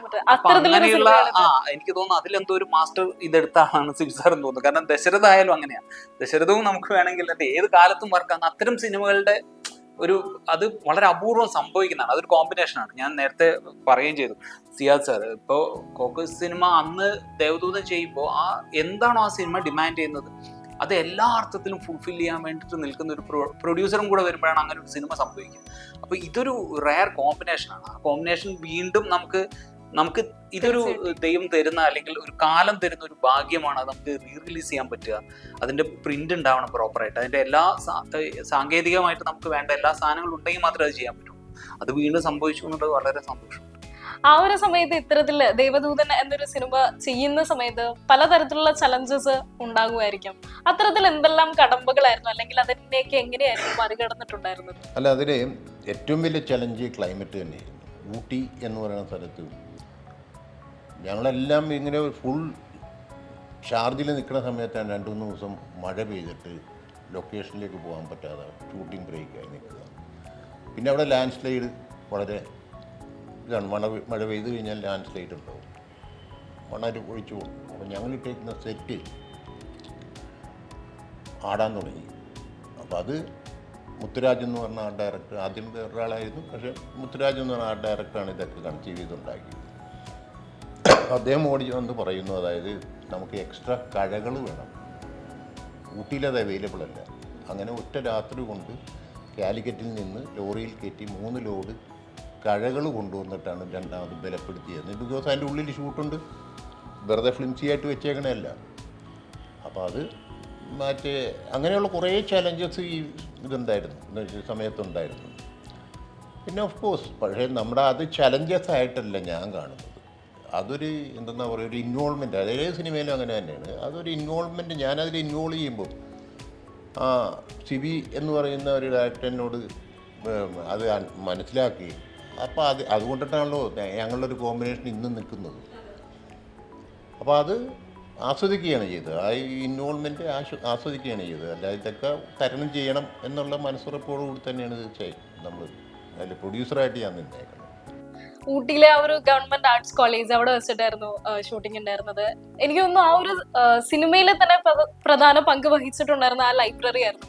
അത് കംപ്ലീറ്റ് ഒരു സെറ്റ് ആയിരുന്നു എന്നായിരുന്നു പറഞ്ഞത്. അതിനെ കുറിച്ചായിരുന്നു ഇപ്പൊ പറഞ്ഞത്, ക്ലൈമറ്റ് വന്നപ്പോ അല്ലെ? ഈവൻ ദറ്റ് മ്യൂസിക് ബെല്ലായിരിക്കുന്ന 7 ബെൽസ് എന്ന് പറയുന്ന ഇരിക്കുന്ന ആ ഗ്ലാസ് ഹൗസ് ഒക്കെ ബിൽഡപ്പ് ചെയ്ത് നമ്മൾ അഡീഷണൽ ആയിട്ട് ഇട്ട കാര്യങ്ങളാണ്. അവിടെയൊക്കെ ഈ കാറ്റും മഴയും കൂടെ വന്നു കഴിഞ്ഞാൽ അത് നിന്നാലും ഞങ്ങൾക്ക് വണ്ടിയായിട്ട് പോകാൻ പറ്റില്ല അവിടെ, ബിക്കോസ് അത് മണ്ണല് ഇളകിയിരിക്കുന്നുണ്ട്. പക്ഷെ അതൊക്കെ അതേമാതിരി ആർട്ട് ഡയറക്ടറിന് നല്ലൊരു ബ്രില്യൻസ്. ഡെഫിനറ്റ് ആയിട്ടും ഞങ്ങൾ മുത്തുരാജ് ഇന്ന് ഇപ്പോൾ എവിടെ എത്തിയിരിക്കുന്നു എന്ന് വെച്ചാൽ കമലഹാസൻ്റെയും ഇവരുടെ ശങ്കറിൻ്റെയൊക്കെ വളരെ പ്രോമിനൻ്റ് ആയിട്ടുള്ള ആർട്ട് ഡയറക്ടറാണ്. പക്ഷേ പുള്ളിക്ക് അങ്ങനെയൊന്നുമില്ല. ഞങ്ങളെ സിബി വിളിച്ചു വന്നു, അതേ ഉള്ളൂ. ഇതിനകത്തെ ഈ സിനിമയ്ക്ക് മൊത്തമായിട്ടൊരു വല്ലാത്തൊരു മിസ്റ്ററി എലമെൻറ്റ് കഥയിലുമുണ്ട്, അതിൻ്റെ ഓരോ സ്റ്റേജസിലുമുണ്ട്. ഇപ്പം ഞാൻ ആദ്യം പിന്നാമ്പുറത്തുണ്ട്, ഇതിൻ്റെ ഒരു ഗ്രോത്തിലുണ്ട്. നമ്മളാദ്യം ഈ സിനിമ തുടങ്ങിയ കാലം തൊട്ട് അതൊന്നും സംഭവിക്കാതെ പോയി. ഒരുപക്ഷെ അന്ന് ആ സിനിമ സംഭവിച്ചിരുന്നെങ്കിൽ, അന്ന് ഈ ഞാൻ ആ കൊച്ചുകുട്ടിയുമായിട്ടുള്ള കഥ അന്ന് ചെയ്തിരുന്നെങ്കിൽ, എൻ്റെ ആദ്യത്തെ സിനിമയായിട്ട് ചെയ്തിരുന്നെങ്കിൽ, ആ സിനിമ ഈ ദേവദൂതൻ ഇറങ്ങിയപ്പോൾ സ്വീകരിക്കപ്പെടാതെ പോലെ അതിനും 18 വർഷങ്ങൾക്ക് മുമ്പ് സ്വീകരിക്കപ്പെടാതെ പോകുമായിരുന്നു. എത്ര നല്ല സിനിമയാണെങ്കിലും അതിനെ ഉൾക്കൊള്ളാൻ പറ്റുന്നൊരു കാലഘട്ടമായിരുന്നില്ല അതെന്ന് ഇപ്പോൾ നമ്മൾ തിരിച്ചറിയുന്നു. അന്ന് ആ സിനിമ നടന്നിരുന്നുവെങ്കിൽ അത് തിയേറ്ററിൽ വരികയും പരാജയപ്പെടുകയും ആദ്യ സിനിമ തന്നെ പരാജയപ്പെട്ട് ഇൻഡസ്ട്രിയിൽ പിന്നെ നിൽക്കാൻ സ്പേസ് ഇല്ലാത്തൊരു ഡയറക്ടറായിട്ട് ഞാൻ വിസ്മരിക്കപ്പെട്ടു പോകുമായിരുന്നു. അപ്പം അതിനും അന്ന് സംഭവിക്കാതിരുന്നത് മറ്റൊരു തരത്തിലൊരു ഭാഗ്യമായിട്ട് ഇപ്പോൾ ഞാൻ തിരിച്ചറിയുകയാണ്. അതുകൊണ്ട് എനിക്ക് ഇൻഡസ്ട്രിയുടെ ഭാഗമായി നിന്നുകൊണ്ട് എനിക്ക് എൻ്റേതായിട്ടുള്ളൊരു സ്പേസ് കിട്ടിയ ശേഷം ഈ സിനിമ ചെയ്യാൻ കഴിയും. എന്നെ വിശ്വസിച്ച ഒരു പ്രൊഡ്യൂസർ ഉണ്ടാകുന്നു. പക്ഷേ അതും കഴിഞ്ഞ ശേഷം ഈ സിനിമ വീണ്ടും 24 വർഷങ്ങൾക്ക് ശേഷം അത് ഉണ്ടാകണമെങ്കിൽ ഈ സിനിമയിൽ ഉണ്ടായ ചില മിസ്റ്ററികൾ പോലെ കാലം സൂക്ഷിച്ചു വെച്ച ചില ഭാഗ്യങ്ങളുണ്ട്. അത് ഇന്ന് ഒരു സിനിമയുടെ നെഗറ്റീവ് അവൈലബിൾ അല്ലാത്തടത്ത് ഇതിൻ്റെ സൗണ്ട് ട്രാക്ക് യാതൊരു പോറലും വെക്കാതെ നമ്മുടെ കയ്യിൽ ഇട്ടിരിക്കുന്നത് അതുവരെ മിസ്റ്ററിയാണ്. അത് ഈ കഥയിലെ 2 കഥാപാത്രങ്ങൾ അവരുടെ ദൗത്യം നിർവഹിച്ച ശേഷം അപ്പം തന്നെ മരണപ്പെടുന്നുണ്ട്. അതൊന്ന് സ്തേവ എന്ന് പറയുന്ന ക്യാരക്ടറാണ് അച്ഛൻ ഈ രഹസ്യം കമ്മ്യൂണിക്കേറ്റ് ചെയ്ത അടുത്ത ദിവസം അയാൾ മരിക്കുകയാണ്. അതുപോലെ മുരളിയുടെ കഥാപാത്രം അയാളുടെ ഉള്ളിലുള്ള രഹസ്യങ്ങളൊക്കെ പങ്കുവച്ച ശേഷം അയാൾ മരിക്കുകയാണ് എന്ന് പറയുന്ന പോലെ പല കാര്യങ്ങളും ഈ മിസ്റ്ററി എലമെൻ്റ് ഇങ്ങനെ കിടക്കുകയാണ്. ഇന്നിപ്പോൾ ഈ സിനിമയുടെ ഈ ഒരു 42 വർഷങ്ങൾക്ക് ശേഷം ഒരു സിനിമ ആദ്യം കാണിച്ച ഒരു സിനിമ തിയേറ്ററുകളിൽ വീണ്ടും ഒരു പുതിയ കാലഘട്ടത്തിലേക്ക് കൊണ്ടുവരുന്ന ആ പുതിയ കാലഘട്ടത്തിൻ്റെ എല്ലാ സാങ്കേതിക പൂർണ്ണതയോടും കൂടി എത്തിപ്പെടാൻ കഴിയുന്നതിനകത്തും ഒരു അത്ഭുതമുണ്ട്. അപ്പോൾ ഇതെന്നെങ്കിലും എവിടെയെങ്കിലും ആരെങ്കിലും എപ്പോഴെങ്കിലും പറയേണ്ട ഒരു കഥയായിരുന്നു. ആ പറയേണ്ട കാലം ഇതാണ് എന്നുള്ളതിലേക്ക് എത്തുകയാണ്. തീർച്ചയായിട്ടും ഈ സബ്ജക്റ്റിനെ ഉദ്ദേശിച്ചിട്ട് ഇതിൻ്റെ റീബർത്ത് എന്ന് പറയുന്നത് ഇപ്പം അദ്ദേഹം പറഞ്ഞ മാതിരി തന്നെ ഇതൊരു മിസ്റ്ററി ഉണ്ട്. അല്ലെങ്കിൽ ബോണി എന്ന് പറയുന്ന എൻ്റെ സുഹൃത്തിന് ഫോക്കസ് മീഡിയയിൽ വരാൻ എൻ്റെ മകളുമായിട്ടൊക്കെ ഇത് ചെയ്യാനാണ് എൻ്റെ അടുത്ത് സംസാരിക്കാനുള്ള ഒരു ഫ്രീഡവും കാര്യങ്ങളും വെച്ചിട്ട് തന്നെ അദ്ദേഹം ഒരു ദേവദൂതനായിട്ട് എത്തിയിട്ടാണ് ഈ ദേവദൂതൻ ഇപ്പോൾ ഈ ഇതിലിറങ്ങുന്നത്. അത് പറയാതിരിക്കാൻ എനിക്ക് നിവൃത്തിയില്ല. ബിക്കോസ് ഞാൻ ഇനീഷ്യലി എടുത്ത ഒരു സ്ട്രെയിനല്ല ഇവർ ആദ്യം ഇനീഷ്യലി എടുത്തത്. അപ്പോൾ എനിക്ക് എവിടെയും അത് പറയണം. നമ്മൾ കാര്യം കണ്ടു കഴിഞ്ഞാൽ മറക്കുക എന്ന് പറയുന്ന ഒരു സ്വഭാവം എനിക്കില്ലാത്തതുകൊണ്ട്. ആൻഡ് സെയിം ടൈം ഇപ്പം അന്നും പ്രൗഡായിട്ട് തന്നെയാണ് ഞാൻ നിന്നിരുന്നത്. ഇന്നിപ്പോൾ ഡബിൾ പ്രൗഡാണ്. ബിക്കോസ് ഞങ്ങളുടെ കാഴ്ചപ്പാടിനോട് ഇതിൻ്റെ ഒരു റിലീസ് ഡേറ്റ് ട്രെയിലർ ലോഞ്ച് ഉണ്ടായിരുന്നു. മോഹൻലാലും എല്ലാവരും ഇവരൊക്കെ വന്നിരുന്നു. അതിനുശേഷം ഞങ്ങൾക്ക് കിട്ടുന്ന ഫീഡ്ബാക്ക് മുഴുവനും ഇങ്ങനെയുള്ള പ്രണയപ്പെട്ടവരുടെയൊക്കെ മുമ്പിൽ ഞങ്ങൾ പോയി പറഞ്ഞിട്ടുണ്ട്. അത് ചാനൽ ഇൻ്റർവ്യൂസിലാകാം, മറ്റുള്ള വിഷയങ്ങളിലാകാം, എല്ലാം ഇങ്ങനെയുള്ള പ്രണയിച്ച കുട്ടികൾ ഓരോ സമയത്ത് ഇപ്പോൾ സിബി പറഞ്ഞ മാതിരി ഓരോ സമയത്ത് ഓരോ പാട്ടുകൾ പാടി എന്ന് പറയുന്ന മാതിരി ഇതിപ്പോൾ ഇപ്പോൾ കുറേ കാരണം ഇതിൻ്റെ ഫീഡ്ബാക്ക് ഈസ് ടു ഗുഡ്. ഞങ്ങളെ സർപ്രൈസ് ചെയ്യുന്ന വിധത്തിലുള്ള ഫീഡ്ബാക്കാണ് ഞങ്ങൾക്ക് കിട്ടിക്കൊണ്ടിരിക്കുന്നത്. അപ്പോൾ അത് നമുക്ക് ലെറ്റസി ഒരു ദേവദൂതനായിട്ട് വരും എന്നുള്ള പ്രതീക്ഷയുണ്ടാവും. അതെ, വിനീതിലേക്ക് വരുവാണെന്നുണ്ടെങ്കിൽ ഇതിനു മുന്നേയും ഒരുപാട് സിനിമകൾ ചെയ്തിട്ടുണ്ട്, അതിന് ശേഷവും ചെയ്തിട്ടുണ്ട്. എങ്കിലും പ്രേക്ഷകരുടെ മനസ്സിൽ ആ ഒരു പൂച്ചക്കണ്ണയ്ക്കോടെ ആ ഒരു നിഷ്കളങ്കതയോടെ കണ്ണു കാണാത്ത ഒരു മഹേശ്വരനെയാണ് വിനീത് എന്ന് പറയുമ്പോൾ ആദ്യം നമ്മളുടെ മനസ്സിലേക്ക് വരുന്നത്. ഒരു ആക്ടർ എന്ന നിലയിൽ professionally and personally Devadoothan എങ്ങനെയെടുക്കും? Devadoothan എനിക്ക് സ്പെഷ്യൽ ആവുന്നതിന് പല കാരണങ്ങളുണ്ട്. ഞാൻ നേരത്തെ സൂചിപ്പിച്ചതുപോലെ തന്നെ ഞാൻ പറഞ്ഞില്ലേ, ഇപ്പം നേരത്തെ പറഞ്ഞതായിട്ട് ഞാൻ ആഡ് ഓൺ ചെയ്ത് പറയാം. ഇപ്പം 42 വർഷം മുമ്പ് സിബി സാർ കൺസീവ് ചെയ്തൊരു സിനിമ ഈ 42 വർഷത്തിന് ശേഷം അതിൻ്റെ ഒരു ഫൈനൽ ഫോമിലേക്ക്, കാരണം ഇതിനു മുമ്പ് ഇറങ്ങിയ വേർഷൻ സാർ തന്നെ പറഞ്ഞതുപോലെ അത് പൂർണ്ണമായിരുന്നില്ല, അല്ലെങ്കിൽ എന്താണ് പറയാനുണ്ടായിരുന്നത് എന്ന് സാറിന് പൂർണ്ണമായിട്ട് പറയാൻ പറ്റാതെ പോയൊരു വേർഷനാണ്. അതിൻ്റെ ഒരു ഫൈനൽ വേർഷനിലേക്ക് ഈ 42 വർഷം ഇത് ട്രാവൽ ചെയ്ത് എത്തുമ്പോൾ ഇതിനകത്ത് ഞാൻ വിശ്വസിക്കുന്ന ഒരു പവർ എന്ന് പറയുന്നത് സിബി മലയിൽ എന്ന് പറയുന്ന സംവിധായകന്റെ ഈ കാലത്ത് അദ്ദേഹത്തിന് ഈ പ്രസക്തി ഉണ്ട് എന്നുള്ളതല്ലേ. അത് കൊണ്ട് ആ ഒരു ഫോമിലേക്ക് ഈ സിനിമ, കാരണം ഇത് എനിക്ക് ഭയങ്കര സർപ്രൈസിങ് ആയിരുന്നു, ഭയങ്കര എക്സൈറ്റിംഗ് ആയിരുന്നു. വീണ്ടും റിലീസ് ചെയ്യുന്നു, സാർ എന്നെ ഒരു പ്രിവ്യൂ കാണാൻ വേണ്ടിയിട്ട് പോയപ്പോഴാണ് എന്നോട് നമുക്ക് വീണ്ടും കാണണം എന്ന് പറഞ്ഞപ്പോൾ എനിക്കറിയില്ല, ഞാനിങ്ങനെ ഓർക്കരുത് എന്തിനായിരിക്കും സാർ എന്നെ വീണ്ടും കാണണം എന്ന് പറഞ്ഞത്, ഇനി പുതിയ പടം ചെയ്യാൻ പോവായിരിക്കും, എന്താ പ്ലാൻ എന്നുള്ളത്. പിന്നെയാണ് സിയാദ് വിളിച്ചിട്ട് പറയുന്നത് ഇങ്ങനെ നമ്മുടെ റീ റിലീസ് ഉണ്ട്. കാരണം ഇത് പല റൂമേഴ്സ് ഞാനിങ്ങനെ കേൾക്കുന്നുണ്ടായിരുന്നു. നമ്മൾ പ്ലാൻ ചെയ്യുന്നതിന് മുമ്പ് തന്നെ എനിക്ക് തോന്നുന്നത് പ്രേക്ഷകർ അല്ലേ പലരും ഇത് റീ റിലീസ് ഡിമാൻഡ് ചെയ്യുന്നുണ്ടായിരുന്നു. അപ്പൊ ഞാൻ വിചാരിച്ചു അത് വെറും റൂമേഴ്സ് ആയിരിക്കും, അങ്ങനെ ഒരു പ്ലാൻ ഉള്ളതായിട്ട് എനിക്കറിയില്ല. അപ്പൊ വീണ്ടും ഇത് വരുമ്പോൾ ആ ഒരു എക്സൈറ്റ്മെന്റ് ഭയങ്കരമാണ്. അപ്പോൾ നിഖിൽ മഹേശ്വരൻ എന്ന് പറയുന്ന ഒരു ക്യാരക്ടർ, ആ ക്യാരക്ടറിലൂടെ നമ്മൾ അത് വളരെ അപൂർവം, ഇപ്പൊ ഞാനായിട്ട് വിചാരിച്ചാൽ എനിക്കൊരിക്കലും നിഖിൽ മഹേശ്വരനെ ഉണ്ടാക്കാൻ പറ്റില്ല. അത് സാറിന്റെ മനസ്സിൽ ഫോം ചെയ്യണം. നേരത്തെ സാറ് പറയുന്നത് പോലെ ആദ്യം ഈ ആ കുട്ടീനെ വെച്ചിട്ടുള്ള വേർഷൻ അന്ന് ചെയ്യുകയാണെങ്കിൽ ഞാൻ ഉണ്ടാവില്ലായിരുന്നു ആ സിനിമയിൽ. അപ്പൊ അത് കഴിഞ്ഞിട്ട് അതെന്റെ ഭാഗ്യമാണ് അന്ന് ആ സിനിമ സംഭവിക്കാതെ പോയത്. അത് കഴിഞ്ഞ് വീണ്ടും സിനിമ സംഭവിച്ചിട്ട് ഞാൻ നേരത്തെ സൂചിപ്പിച്ചതുപോലെ തന്നെയാണ്, സിയാദ്ക്ക ഇതിനു വേണ്ടി അത്രയും സ്പെൻഡ് ചെയ്തിട്ടുണ്ട്. എൻ്റെ ആ കുട്ടിക്കാലത്ത് എനിക്ക് അത് പറയുന്നതിൽ സന്തോഷമേ ഉള്ളൂ. ഞാൻ എൻ്റെ ആ പ്രായത്തിൽ ഞാൻ അഭിനയിച്ച എല്ലാ സിനിമകളെക്കാളും എനിക്ക് ഏറ്റവും കൂടുതൽ റെമ്യൂണറേഷൻ കിട്ടിയ സിനിമയാണ്. ആ സമയത്ത് അന്നും ഇന്നും സിനിമയിൽ പലപ്പോഴും നമ്മൾ വർക്ക് ചെയ്ത് നമ്മളോട് കമ്മിറ്റ് ചെയ്ത പൈസ നമ്മൾ ചോദിച്ചാലാണ് നമുക്ക് പലപ്പോഴും കിട്ടുക. ഇതങ്ങനെയായിരുന്നില്ല. ഇത് ഞാൻ ഒരു ഷെഡ്യൂൾ കഴിഞ്ഞിട്ട് ഞാൻ വീട്ടിലേക്ക് പോകുമ്പോൾ എനിക്ക് കാറും ഉണ്ടാവും, കൂടെ പൈസയായിട്ട് ഒരാളും ഉണ്ടാവും. അങ്ങനെ നമ്മളെ ട്രീറ്റ് ചെയ്ത് ഏറ്റവും സന്തോഷം തന്ന ആ ഷൂട്ടിംഗ് ലൊക്കേഷൻ ഭയങ്കര രസമായിരുന്നു. അത് ഗംഭീരമായിട്ട് ഷൂട്ട് ചെയ്യുന്നത് ഞാൻ എക്സ്പീരിയൻസ് ചെയ്തതാണ്. പക്ഷെ ആ പടം തിയേറ്ററിൽ ഫ്ലോപ്പായപ്പോൾ ഇവരെ പോലെ തന്നെ എനിക്ക് ഭയങ്കര വിഷമമുണ്ടായിരുന്നു. കാരണം അത് ഞാൻ അഭിനയിച്ചൊരു സിനിമ എന്നുള്ളതല്ല, ആ സിനിമയ്ക്ക് വേണ്ടിയിട്ട് എല്ലാവരും എടുത്തൊരു എഫേർട്ട് ഉണ്ട്, ആ ഇൻപുട്ട് ഉണ്ട്. അത് പ്രേക്ഷകർക്ക് കിട്ടുന്നില്ലല്ലോ. കാരണം നമുക്ക് എപ്പോഴും എന്താണെന്നറിയോ, നമ്മൾ സാമ്പത്തികമായിട്ട് വിജയിക്കുക എന്നുള്ളതിനേക്കാൾ കൂടുതൽ പ്രേക്ഷകരിലേക്ക് എത്തണം, കൂടുതൽ ആളുകൾ ഇത് കാണണം, അത് തിരിച്ചറിയപ്പെടണം. ആർട്ട് എപ്പോഴും അങ്ങനെയാണ്. അപ്പൊ ഒരു ആർട്ടിസ്റ്റിക്കൽ വാല്യൂ ഇത്രയുമുള്ള ഒരു സിനിമ വീണ്ടും അത് തിരിച്ചു വരുമ്പോൾ അതിൽ നിഖിൽ മഹേശ്വർ ഞാനുണ്ട് എന്ന് പറയുമ്പോൾ ഭയങ്കര സന്തോഷമാണ്. തീർച്ചയായിട്ടും നിങ്ങൾ പറഞ്ഞ പോലെ ഇതൊരു മിസ്റ്ററി തന്നെയാണ്. മോഹൻലാൽ സാറും ആ ഒരു പ്രസ് മീറ്റിന്റെ ടൈമിൽ പറഞ്ഞിട്ടുണ്ടായിരുന്നു, ഇത്രയും വർഷങ്ങൾക്ക് ശേഷം ആ ഒരു റീല് കയ്യിലുണ്ടാവാന്നുള്ളത് വലിയൊരു ഭാഗ്യം തന്നെയാണ്. അത് ശരിക്ക് സാറ് സൂക്ഷിച്ചു വെക്കുമായിരുന്നു, അല്ലെങ്കിൽ ലാബില് ഓൾറെഡി കുട്ടികളുടെ പരിപാടിയൊന്നും ഇല്ല. ഇത് ലാബ് എന്ന് പറയുന്ന സെറ്റപ്പിലാണ് നമ്മൾ സെല്ലിലോട്ട് ഷൂട്ട് ചെയ്ത പടം. അതും കണ്ടെത്തിയത് മിസ്റ്റർ ബോണിയെ, പരിഹരിക്കുന്ന നിവൃത്തിയൊന്നുമില്ല. അദ്ദേഹമാണ് ഇതിൻ്റെ ഒരു ഓപ്പറേഷൻ സംഭവങ്ങൾ ചെയ്തതും. അല്ല, അതിനകത്തുള്ളൊരു മിസ്റ്ററി എന്ന് ഞാൻ പറയാൻ കാര്യം, മദ്രാസിലെ ലാബുകളെല്ലാം അടച്ചു പൂട്ടിപ്പോയി. കാരണം ഡിജിറ്റലിലേക്ക് സിനിമ മാറിയതോടെ ലാബുകൾക്ക് പ്രസക്തിയില്ല. അപ്പോൾ പല ലാബുകളും അവർ എല്ലാവരും പ്രൊഡ്യൂസർമാരെയൊക്കെ അറിയിച്ചു, നിങ്ങളുടെ നെഗറ്റീവ്സൊക്കെ കൊണ്ടുപോയിക്കോളൂ, ഞങ്ങൾ പൂട്ടുകയാണ്. കെട്ടിടങ്ങൾ പൊളിച്ച് അവിടെയൊക്കെ ഷോപ്പിംഗ് മാളുകളൊക്കെ വന്നു കഴിഞ്ഞു. പഴയ വിജയവാഹിനി സ്റ്റുഡിയോയിലൊക്കെ ഷോപ്പിംഗ് മാളാണ്, ഹോട്ടലാണ്. അപ്പോൾ എല്ലാവരും പറയുന്നത് ഇനിയും നിങ്ങളത് കൊണ്ടുപോയിക്കോളൂ, നിങ്ങൾ എവിടെയെങ്കിലും കൊണ്ടുപോയി പ്രിസർവ് ചെയ്ത്. നെഗറ്റീവ് ഒരു നോർമൽ ടെമ്പറേച്ചറിൽ വെക്കാൻ പറ്റത്തില്ല, അതിന് ഒരു പ്രിസ്ക്രൈബ്ഡ് ആയിട്ടുള്ളൊരു ടെമ്പറേച്ചറിൽ അത് സൂക്ഷിച്ചാലേ അത് നശിക്കാതിരിക്കുകയുള്ളൂ. പക്ഷേ പലരും മേടിക്കാതെ പോയി, അങ്ങനെ അതിന്ന് തീർന്നു പോയി. ഒരുപാട് പടങ്ങളുടെ നെഗറ്റീവ് ഇല്ല. ഇത് ഭാഗ്യത്തിന് നമുക്ക് കിട്ടിയെന്നുള്ളത് അത് മിസ്റ്ററി. ആരോ ഇത് കാത്തു സൂക്ഷിച്ച് വെച്ചിരുന്നു. ഇത് വീണ്ടും പറയാനുണ്ട്. ഈ പറയാനുള്ളത് കേൾക്കാനുള്ളവരിലേക്ക് എത്താത്തത് കൊണ്ട് തന്നെയായിരിക്കാം അത് സൂക്ഷിക്കപ്പെട്ടത്. ഇനി അത് ശരിക്കുള്ള ഓഡിയൻസിലേക്ക് തന്നെ ആണ് ഇനി എത്താനും പോകുന്നത്. പടത്തില് മ്യൂസിക്കിന്റെ പ്രാധാന്യം എടുത്തു പറയേണ്ട ഒന്നാണ്. അതിൽ വിദ്യാസാഗർജി എന്താ പറയാ, നമുക്ക് തന്നിരിക്കുന്ന ഓരോ മ്യൂസിക്കും നമ്മൾ അത്രയും ഹൃദയസ്പർശിയായിട്ട് തന്നെയാണ് എടുത്തിട്ടുള്ളതും. ആസ് എ ഡയറക്ടർ എന്നുള്ള നിലയിൽ സാറ് എന്തെല്ലാം നിർദ്ദേശങ്ങളായിരുന്നു വിദ്യാസാഗറിന് കൊടുത്തിട്ടുണ്ടായിരുന്നത്? ഈ സിനിമയിൽ സാധാരണ നമ്മളൊരു സിനിമയിൽ ഒരു കഥ നമ്മൾ കംപ്ലീറ്റ് ചെയ്ത്, സ്ക്രിപ്റ്റ് കംപ്ലീറ്റ് ചെയ്ത് അതിനുശേഷമാണ് ഒരു മ്യൂസിക് ഡയറക്ടറിലോട്ടൊക്കെ നമ്മൾ അപ്രോച്ച് ചെയ്യുന്നത്. അവർ വരുന്നു, അവർ കഥ കേൾക്കുന്നു, പാട്ടിൻ്റെ സിറ്റുവേഷൻ കേൾക്കുന്നു എന്നൊക്കെ പറയുന്നത്. പക്ഷേ ഇതിന് നമ്മുടെ ആദ്യത്തെ റൈറ്റിംഗ് ഒരു ഡ്രാഫ്റ്റ് കഴിഞ്ഞപ്പോൾ തന്നെ വിദ്യാസാഗറിനെ നമ്മളിതിലേക്ക് കൊണ്ടുവന്നു. വിദ്യാസാഗർ ഇവിടെ വന്നിരുന്നു, അത് കേട്ടു, അതിനകത്തുള്ള മ്യൂസിക്കൽ സാധ്യതകളെക്കുറിച്ച് സംസാരിച്ചു. അദ്ദേഹത്തിൻ്റെതായിട്ടുള്ള ഒരു ഇൻപുട്സൊക്കെ അതിനകത്ത് വന്നു. അത് കഴിഞ്ഞാണ് അതിൻ്റെ സെക്കൻഡ് റൈറ്റിങ്ങിലേക്ക് പോകുന്നത്.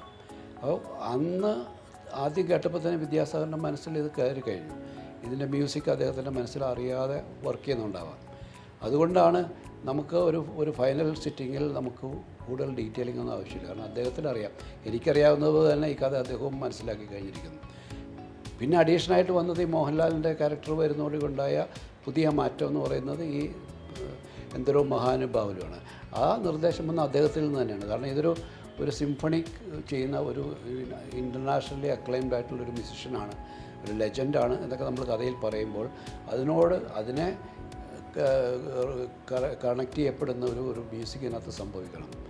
അത് പടത്തിൻ്റെ തുടക്കത്തിൽ ഇയാൾ is A brilliant master musician എന്നൊക്കെ പറയുന്ന അതിലേക്ക് കൊണ്ടുവന്ന എന്തൊരു മഹാനുഭാവലു എന്ന് പറയുന്നത് തന്നെ ഒരു ട്രിബ്യൂട്ടാണ്, ഒരു മഹാനായ സംഗീതജ്ഞനുള്ള ട്രിബ്യൂട്ടാണ്. അപ്പോൾ അത് വിദ്യാസാഗറിൻ്റെ സജഷനാണ് ആ കീർത്തനം എടുക്കാനായിട്ട്. അതിനെ ഒരു വെസ്റ്റേൺ ഫ്യൂഷനായിട്ട് കൊണ്ടുവന്നത് അദ്ദേഹത്തിൻ്റെ ബ്രില്യൻസ്. തീർച്ചയായിട്ടും അദ്ദേഹം സംഗീതത്തിന്റെ രാജാവാണെന്ന് ഒന്നുകൂടി അടിവരയിടുന്ന ഒരു സിനിമ കൂടി തന്നെയാണിത്. വിനീതിന് ഈ ഒരു സിനിമയിൽ ഏറ്റവും ഇഷ്ടപ്പെട്ട രംഗം ഏതായിരുന്നു? രംഗം അങ്ങനെ ഒരുപാട് രംഗങ്ങളുണ്ട് ഈ സിനിമയുമായി ബന്ധപ്പെട്ട് നമുക്ക് ഇഷ്ടമുള്ള ഒരുപാട് രംഗങ്ങളുണ്ട്. ഞാൻ അന്ന് കണ്ട ഓർമ്മയിൽ ഞാൻ പറയുന്നതാണ്, ഞാൻ ആ സിനിമേനെ ഇതാക്കി പറയല്ല, ഐ മീൻ ഇന്നത്തെ രീതിയിൽ ഞാൻ ആലോചിച്ചിട്ട് പറയുന്നതല്ല. അന്ന് തിയേറ്ററിൽ നിന്ന് കണ്ടപ്പോൾ എനിക്ക് എൻ ജീവന എന്ന് പറയുന്ന സോങ് ഭയങ്കരമായിട്ട്, കാരണം അത് ആ പടത്തിന്റെ സോളാണ്. അലീനയുടെ വിഷമവും അലീനയുടെ സങ്കടവും ഒക്കെ, കാരണം അലീന ഭയങ്കര അരഗന്റ് ആയിട്ടുള്ള ഒരു സ്ത്രീയാണ്. വിശാൽ കൃഷ്ണമൂഴിയുടെ അടുത്ത് പെരുമാറുന്നതൊക്കെ അങ്ങനെയാണ്. പക്ഷെ അവരുടെ സെൽഫിലേക്ക് പോയിട്ട് അവരെ കാണിക്കുന്ന ഒരു സോങ്ങാണ്. അപ്പോൾ ആ സോങ്ങിൽ ഞാൻ അന്ന് തിയേറ്ററിൽ നിന്ന് സിനിമ കാണുന്ന സമയത്ത് നമ്മളൊരു സാധാ പ്രേക്ഷകനായിട്ടല്ലല്ലോ കാണുന്നത്. ഞാൻ നിഖിൽ മഹേശ്വർ എന്നുള്ള രീതിയിലുള്ള എവിടെയോ നമ്മുടെ മനസ്സിൽ അങ്ങനെ ഒരു കണക്ഷൻ ഉണ്ട്. അപ്പൊ ഈ എൻ ജീവന എന്നുള്ള സോങ്ങിൽ ഈ ഹമ്മിങ് വരും, കരളിൽ കൈ പിടിച്ചാലുള്ള ആ ഹമ്മിങ് സറൗണ്ടിലേക്ക് വന്നപ്പോൾ ഞാൻ ഭയങ്കരമായിട്ട്, കാരണം ഒരു സോൾ പ്രസൻസ് എന്ന് പറയില്ലേ, അതാണല്ലോ ആ നിഖിൽ മഹേശ്വർ ഇല്ല എന്നുള്ളത് അറിയിക്കണം അലീനെ. അത് ഭയങ്കര രസമായിട്ടാണ് സാർ അത് വിഷ്വൽ ചെയ്തിട്ടുള്ളതും അതിന്റെ മ്യൂസിക് കോമ്പിനേഷനും എല്ലാം കൂടെ വന്നിട്ട് ഇപ്പൊ പറയുമ്പോൾ പോലെ എനിക്ക് അത് അത്ര എക്സൈറ്റ്മെന്റ് ഉണ്ട്. അത് ഞാൻ ഭയങ്കരമായിട്ട് എൻജോയ് ചെയ്തിരുന്നു അന്ന്. ഇന്ന് ഇനി തിയേറ്ററിൽ കാണുമ്പോൾ ഞാൻ ഒരുപക്ഷെ ആ കണക്ഷനോട് കൂടിയിട്ടായിരിക്കില്ല കാണുക. അപ്പൊ എനിക്ക് തിയേറ്ററിൽ വേറൊരു രീതിയിൽ അത് എക്സ്പീരിയൻസ് ചെയ്യാൻ പറ്റും. അന്ന് ഞാൻ 2 തവണ തിയേറ്ററിൽ നിന്ന് തന്നെ കണ്ടിരുന്നു. പക്ഷെ 2 തവണ കാണുമ്പോഴും എനിക്കൊരു സാധാ പ്രേക്ഷകനെ പോലെ അല്ല ഞാൻ ആ സിനിമ കണ്ടിരുന്നത്. അപ്പൊ ഇന്ന് എനിക്ക് കുറച്ചുകൂടെ സിനിമയെ മാറിയെന്ന് കാണാൻ പറ്റും തോന്നുന്നു. തീർച്ചയായിട്ടും. ഇനി അവസാനമായിട്ട് 4K വരുമ്പോൾ പ്രേക്ഷകർ ഇനി എന്തെല്ലാമാണ് ഇതിൽ നിന്ന്, ഞങ്ങൾ നേരത്തെ കണ്ടതിൽ നിന്ന് മറ്റെന്തെല്ലാം നമുക്ക് ആസ്വദിക്കാൻ സാധിക്കും? അല്ല, ഇത് ടോട്ടലി ഞാൻ പറഞ്ഞല്ലോ, 4K എന്നുള്ള ഇപ്പോഴത്തെ ഡിജിറ്റൽ സംവിധാനം ഇപ്പം എൻ്റെ അറിവിൽപ്പെട്ടിടത്തോളം 4K റെസൊല്യൂഷനിൽ സിനിമ ചെയ്യുക അതൊരു ഇതാണ് ഡിജിറ്റൽ ഇത് വന്നതിന് ശേഷം. പിന്നെ ഇതിൽ അറ്റ്മോസ് എന്ന് പറയുന്ന സൗണ്ട് സിസ്റ്റം ഇപ്പം ആസിറ്റീസിൻ്റെ അപ്പുറത്തേക്കൊന്നും അത് ചെയ്യാൻ പറ്റില്ല. ബിക്കോസ് ഈ സൗണ്ട് സിസ്റ്റത്തിൻ്റെ മാക്സിമമാണ് 5 ഈ പറഞ്ഞ അറ്റ്മോസ് എന്ന് പറയുന്നത്. പിന്നെ ഫോട്ടോഗ്രാഫീനെ ഉദ്ദേശിച്ചിട്ട് അന്ന് തന്നെ അത് ബ്യൂട്ടിഫുൾ ഫോട്ടോഗ്രാഫ്റ്റാണ്. പക്ഷേ ഇന്ന് 4K റെസൊല്യൂഷനിലേക്ക് മാറ്റിയപ്പോഴത്തേക്കുമാണ് അതിൻ്റെ മാറ്റ് തിളങ്ങി കാണിക്കുന്നത്. മനസ്സിലായി മാറ്റ്, അത് നമുക്കിപ്പോൾ മനസ്സിലാകുന്നത് ഈ കോസ്റ്റ്യൂംസിൻ്റെയും അതേമാതിരി തന്നെ ബോഡി സ്ട്രക്ചർ എല്ലാത്തിൻ്റെയും ഒരു എന്താ പറയുക ഹൈ ഡെഫിനിഷൻ വ്യൂവർഷിപ്പാണ് നമുക്കതിൽ ഫീൽ ചെയ്യുന്നത്. അത് ഒരു തമാശയായിട്ട് പറയുകയാണെങ്കിൽ ഈ പറഞ്ഞ ജയപ്രദ മാഡം യൂസ് ചെയ്തിരുന്ന സാരിയുടെ കളർ ഇപ്പോഴാണ് ഞാൻ നോട്ട് ചെയ്യുന്നത്. അന്നൊന്നും നോട്ട് ചെയ്യാൻ പറ്റിയിട്ടില്ല. ബിക്കോസ് അത്രയും ബ്യൂട്ടിഫുൾ ആയിട്ടുള്ള കോസ്റ്റ്യൂംസാണ് അതിൻ്റെ. അപ്പോൾ ഇന്ന് കാലത്ത് വന്ന ഒരാൾ പറഞ്ഞത് എന്താണെന്ന് വെച്ചാൽ, ഒരു പെൺകുട്ടി പറഞ്ഞതെന്ന് വെച്ചാൽ അതെല്ലാം അപ്ഡേറ്റാണ് സാർ. ഇന്നും അതൊരു ഫാഷനാണ്. ആ സാരീസ് മുഴുവനും ഫാഷനാണ്. ഒരു നേരത്തെയുള്ള സാരികളെ മാതിരിയല്ല കാര്യങ്ങൾ. അത് definitely credit goes to CB sir. Of course അദ്ദേഹം ഈ SP സതീശൻ എന്ന് പറയുന്ന ഞങ്ങളുടെ കോസ്റ്റ്യൂമുകളുണ്ടായിരുന്നു. SP സതീശൻ്റെ അടുത്ത് ഇത് പറഞ്ഞു. പക്ഷേ പുള്ളിയുടെ ഒരു മെത്തേഡ് ഓഫ് വർക്കിങ്ങിൻ്റെ ഒരു പാറ്റേൺ അത് സിബി ആയിട്ട് ഡിസ്കസ് ചെയ്തിട്ട് ഇന്ന മാതിരി കോസ്റ്റ്യൂം കൊടുക്കട്ടെ ഇന്ന മാതിരി. അപ്പോൾ ആ ഇതിൻ്റെയും കൂടെ അത് ഇന്നും ഫാഷനബിളായിട്ടുള്ള ഡ്രസ് കോസ്റ്റ്യൂംസ് കാര്യങ്ങളൊക്കെയാണ്. ഇപ്പോഴും അത് കാണുമ്പോൾ ഒരു പഴമ തോന്നിക്കുന്നില്ല. അതാണ് 2000 ഈ ഒരു സിനിമ ചെയ്യാൻ തോന്നിപ്പിക്കുന്ന ഒരു സമയത്ത്, പ്രത്യേകിച്ച് അതിന്റെ അടക്കം ഒരു ഗ്യാപ്പ് വന്നു. നിങ്ങൾ 2 ആൾക്കാരും കൂടെ, രഘുസാറും കൂടെ കൂടിയിരുന്നപ്പോൾ ഇതൊരു ക്ലാസിക്കിലേക്ക് നയിക്കും എന്നൊക്കെ തോന്നിയിട്ടുണ്ടായിരുന്നു? ഇത് എക്കാലത്തെ മികച്ചൊരു ക്ലാസിക് തന്നെയായിരിക്കും എന്നൊക്കെ ആദ്യം ചെയ്യുമ്പോഴത്തന്നെ അങ്ങനെ ധാരണ ഉണ്ടായിരുന്നു. ആദ്യത്തെ തോട്ടിൽ തന്നെ ഇതൊരു ഡിഫറെൻറ്റ് സിനിമയായിരുന്നു. കാരണം 82 ഇങ്ങനെ ഒരു കൺസെപ്റ്റ് ആർക്കും നമ്മളെ മലയാളത്തിൽ അങ്ങനെ ഒരു, ഇന്ത്യയിൽ തന്നെ അങ്ങനെ ഒരു കൺസെപ്റ്റ് ഉണ്ടായിട്ടില്ല. അതുകൊണ്ട് തന്നെ അതൊരു വളരെ വ്യത്യസ്തമായ സിനിമയാണ്. അതുകൊണ്ടായിരിക്കാം അന്ന് അത് നിർമ്മിക്കാൻ പോലും ഇപ്പം നവോദയയിലെ അപ്പച്ചൻ സാറ് ആണ് അതൊരു ഫൈനൽ ഡിസിഷൻ എടുക്കേണ്ടിയിരുന്നത്. അവിടെ നിന്നൊരു ഫേവറബിൾ ഡിസിഷൻ വരാതിരുന്നത് ഇത് ഇവിടെ വർക്കാകുമോ എന്നുള്ളതിൻ്റെ അദ്ദേഹത്തിൻ്റെ ആ ഒരു കൺസേൺ ആയിരിക്കാം. പക്ഷേ ഇപ്പോൾ അത് ചെയ്ത് കഴിഞ്ഞ് 2000 എത്തിക്കഴിയുമ്പോഴും അത് ചെയ്യുമ്പോഴും ഒക്കെ നമുക്കറിയാം this is going to be different movie. അതുവരെ കാണാത്തൊരു ഒരു വിഷ്വൽ ട്രീറ്റാണ്, ഒരു കണ്ടൻറ്റാണ്, ഇതൊക്കെ നമുക്കറിയാം. പക്ഷേ ഇത് സ്വീകരിക്കപ്പെടാതെ പോയപ്പോൾ, ഇത് പരാജയപ്പെട്ടപ്പോൾ, ഞങ്ങളെല്ലാവരും ഡിപ്രഷനിലേക്ക് പോയപ്പോഴും എൻ്റെ മനസ്സിൽ എപ്പോഴും ഞാൻ പലരോടും ഷെയർ ചെയ്തിട്ടുണ്ട്, ഇത് ഞാൻ എവിടെയെങ്കിലും പ്രൂവ് ചെയ്യും. കാരണം എൻ്റെ തോട്ട് തെറ്റായിരുന്നില്ല.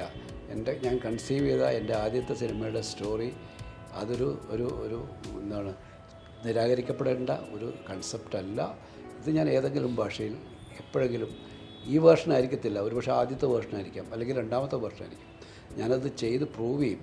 അതിനായിട്ടുള്ളൊരു വെയിറ്റിംഗ് ആയിരുന്നു. പക്ഷേ അതിന് ആ വെയിറ്റിങ്ങിന് അല്ലെങ്കിൽ അത് സംഭവിക്കുന്നതിന് മുമ്പായിട്ട് ഇത് വീണ്ടും സംഭവിക്കുക എന്നുള്ളത് വലിയ എന്താണ് അത്ഭുതമാണത്. അത് പ്രൂവ് ചെയ്യാനുള്ള ഒരു അവസരം കൂടിയിട്ടാണ് ഇത്. എന്തായാലും ജൂലൈ 26-ന് പടം ഒന്നുകൂടെ റിലീസ് ചെയ്യുകയാണ്. എല്ലാവിധ ആശംസകളും. ഈ പ്രേക്ഷകർ അത് നല്ല രീതിയിൽ ഏറ്റെടുക്കട്ടെ എന്ന് ആശംസിക്കുന്നു. Thank you so much. Thank you.